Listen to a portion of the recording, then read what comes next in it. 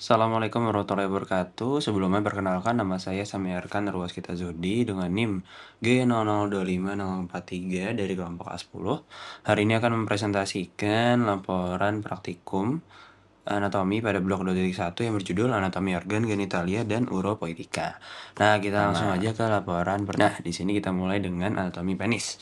Nah, sebenarnya apa itu penis? Penis itu adalah alat kopulasi pria. Nah, glans penis pada penis ini akan homolog dengan glans klitoris pada wanita.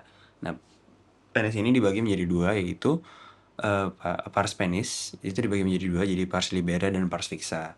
Nah, pars libera ini yang bagian bebas yang dia dapat terlihat dari luar tubuh, dan pars fixa ini yang di dalam tubuh dan dia itu fix, itu tidak bisa bergerak, eh, terfiksasi dalam tubuh gitu. Nah, jadi untuk pars fiksanya itu ada dua, yaitu bulbus dan crus penis. Itu ada di panah merah ya, panah merah di tengah. Oke. Kemudian kalau buat pars liberanya itu ada corpus spongiosum dan corpora cavernosum. Itu yang panah biru. Nah, itu juga panah biru juga menunjuk glans penis. Itu tuh ujung dari bulbus penis ya. Jadi crus penis itu akan berlanjut menjadi corpora cavernosum, sedangkan bulbus penis itu akan berlanjut menjadi corpus spongiosum. Nah, terus di bagian dalam glans penis itu akan ada pelebaran. Nah, pelebaran itu disebut sebagai fossa navicularis. Terus di glans penis juga ada kulit yang menutupi yang dinamakan dengan preputium. Nah, di bawah glans penis itu juga ada bagian yang menyatu di tengah, seperti garis itu disebut dengan frenulum preputii. Nah, pada corpus cavernosa itu pas saat ereksi, cavernea atau rongga-rongganya di situ kayak trabeculae-nya itu akan terisi dengan darah.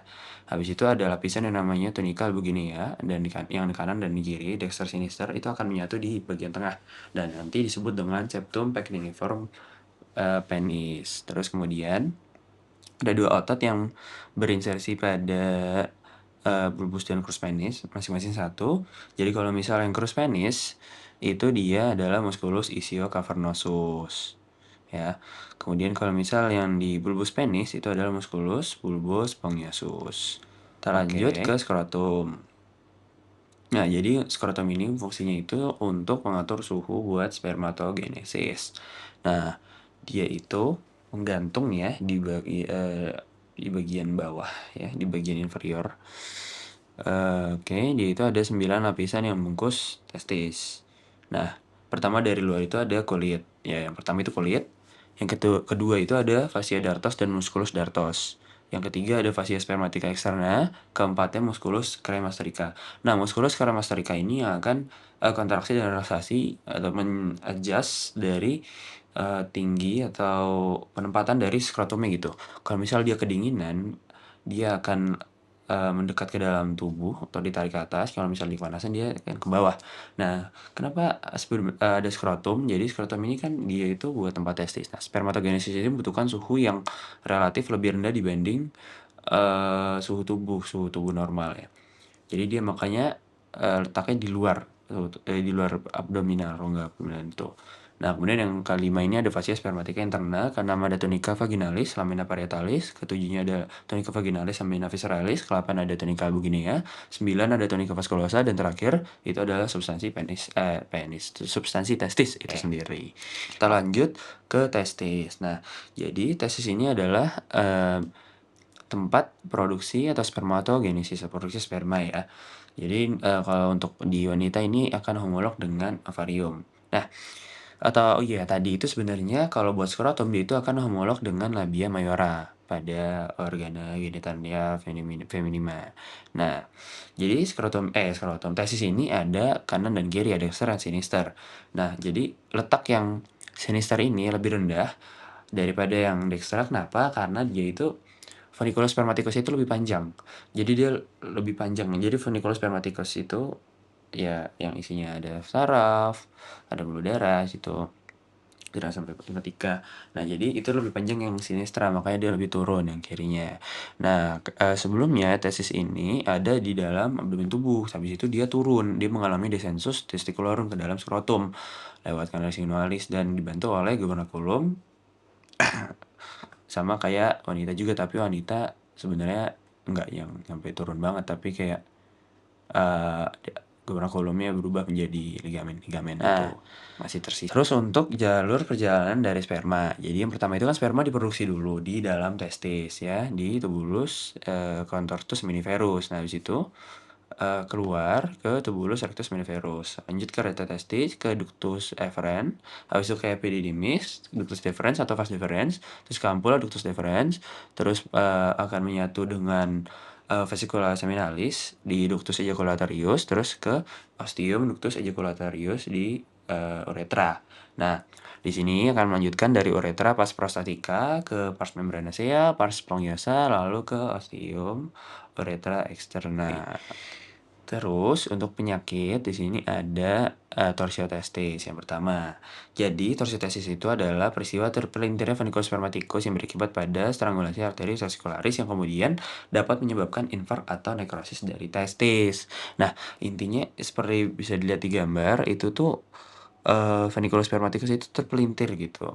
Ya jadi testisnya juga terpelintir, dia itu bisa kalau misal berkelanjutan itu bisa berbahaya, makanya harus cepet-cepet benerin, periksa ke dokter, karena biasanya gejalanya sakit, ya sakit sekali, itu dia bisa menyebabkan infark dan nekrosis testis. Dan penyakit yang kedua itu adalah varikokel atau yang bisa di soal itu disebut dengan kayak seperti cacing-cacing. Nah, varikokel ini merupakan dilatasi abnormal dari vena pada plexus venosus papiniformis akibat gangguan aliran darah balik vena.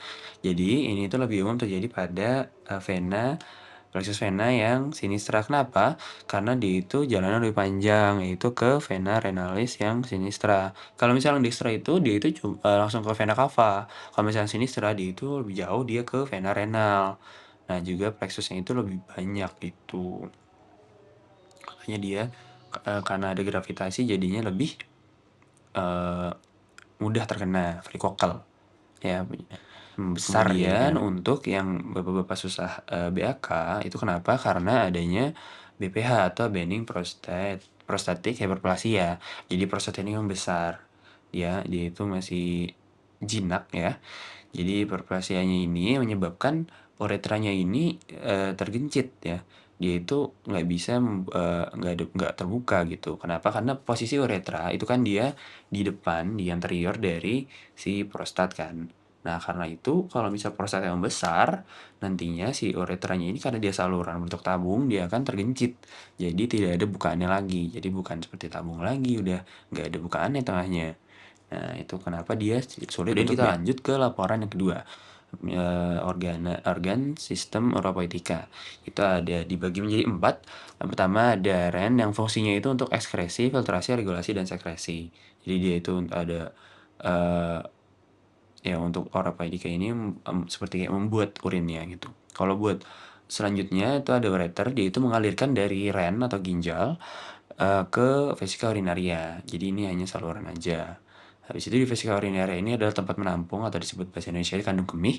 Dia itu menampung urin sementara sampai mau dikeluarkan atau bisa dikeluarkan. Nah, habis itu dari kandung kemih kita ke uretra. Nah, uretra ini kalau misal pria dan wanita itu mungkin sedikit berbeda karena di pria mungkin ada pars-parsnya, sedangkan di wanita itu cenderung lebih pendek, ya sekitar 4 sentian. Nah, beda dengan pria yang lebih panjang. Oke. Nah, ini adalah saluran terakhir untuk kita lanjut ke alur perjalanan urin. Jadi pertama itu kan urin dibuat di ren di nefronnya ya. Dari nefron itu dari nefron glomerulus, tubulus proximal, tubulus descendens dan lainnya, terus bentuk loop of Henle, kemudian tubulus ascendens dari rasa Henle, tubulus collectivus distal, habis itu ke ductus collectivus, habis itu ke papilla renalis, calyx minor, calyx mayor, pelvis renalis, ureter. Nah, dari ureter ini ke vesika urinaria dan uretra yang tadi sudah dijelaskan. Oke, begitulah alur perjalanan dari urin. Mungkin lanjutkan ke laporan yang ketiga. Kita akan pertama menjelaskan dasar pelvis. Yang pertama, diafragma pelvisnya yang menyangkut musculus scleninya. Nah, jadi musculus penyusunnya itu ada pertama musculus levator ani, yaitu origonya pada arcus tendineus yang merupakan penebalan dari fascia pelvis. Nah, insersionya dibagi menjadi 3 serabut anterior, intermedia, dan posterior. Nah, yang anterior yaitu musculus puborectalis yang berinsersi pada corpus anococcygeus. Nah, yang intermedia itu musculus pubococcygeus yang berinsersi juga pada corpus anococcygeus. Kalau yang ketiga itu yang posterior, yaitu musculus iliococcygeus yang berinsersi pada corpus anococcygeus dan os coccygeus. Nah, inervasinya oleh cabang-cabang sacrales 3 sampai 4. Fungsinya untuk menyokong dan mempertahankan viscera pelvis pada tempatnya. Terus juga dia bisa mencegah peningkatan tekanan dalam pelvis selama mengejan dan mendorong otot abdomen saat batuk. Nah, yang kedua itu adalah musculus coccygeus. Nah, dia itu erigonya pada spina sciatica, insersinya pada sacrum dan os coccygeus, inervasinya oleh cabang-cabang nervi sacrales 3 sampai 4. Fungsinya itu menopang diafragma pelvis. Selanjutnya itu ada membrana perineum, itu jaringan ikat dan spasium perineum profundum. Jadi, membrana perineum ini seperti di gambar adalah yang di atas, ya. Di atas itu adalah membrana perineum, yaitu fascia tebal yang berbentuk segitiga dan melekat pada kerangka tulang arcus pubicus. Nah, itu terletak horizontal dan ke arah posterior terdapat celah kecil di antara membran dan ligamentum pubicum inferior. Nah, di atasnya berhubungan dengan ruangan tipis. Nah, disebut dengan spasium perineum profundum atau yang nomor 3 ini. Kalau di gambar itu bisa lihat di bawah di lingkaran merahnya. Nah, itu terdapat lembaran otot ya, beberapa otot. Nah, itu tuh fungsinya buat sebagai sphincter, terutama uretra, nanti akan saya jelaskan, terutama untuk uretra dan sebagai stabilisator tepi posterior dari membrana perineum. Kalau buat selanjutnya ini kita akan menjelaskan regio genitalis dan regio analis. Kita mulai dengan regio perineumnya. Jadi di regio perineum itu akan terbagi menjadi dua. Dia itu letakkan di dasar dari pelvis. Nah, bentuknya ini seperti berlian ya. Ada dua regio dan ada garis khayal antara tuber ischioticum. Nah, itu dibagi menjadi dua, atas dan bawah. Nah, yang atas ini adalah regio genitale, yang bawah itu adalah regio anal. Mudahnya yang atas ini atau yang genitale ini untuk urin dan reproduksi. Kalau misal yang bawah atau yang posterior, kalau misal aslinya itu tuh dia adalah ya bagian akhir ujung dari saluran pencernaan ya, untuk perannya itu untuk defekasi. Kalau di gambar ini kanan lebih terlihat juga. Yang atas itu trigonum genitalis, yang bawah adalah trigonum analis. Nah, untuk yang regio genital, kalau yang untuk di laki-laki dia itu ditembus oleh uretra dan urutannya itu yang pertama dari superficial ke profunda, itu yang pertama dari kulit. Nah, dari kulit, habis itu ke fascia perineum superficial, fascia perineum profunda, keempat ada spasium perineum superficialis, terdapat musculus transversus perineum superficialis, musculus ischiocavernosus, dan bulbus spongiosum. Habis itu di kelimanya ada fascia diaphragma genitale inferior atau membran perineum. Terus di dalam lagi ada spasium perineum profunda, terdapat musculus transversus perineum profundus, musculus sphincter ureter externum, dan glandula bulba ureteralis cooper. Terus yang terakhir ada fascia diaphragma genitalis yang superior. Kalau di yang wanita, dia itu sama ditembus oleh uretra dan juga ada vaginanya di bagian posterior uretra. Nah, strukturnya itu mirip, mungkin perbedaannya itu ada di musculus di spasium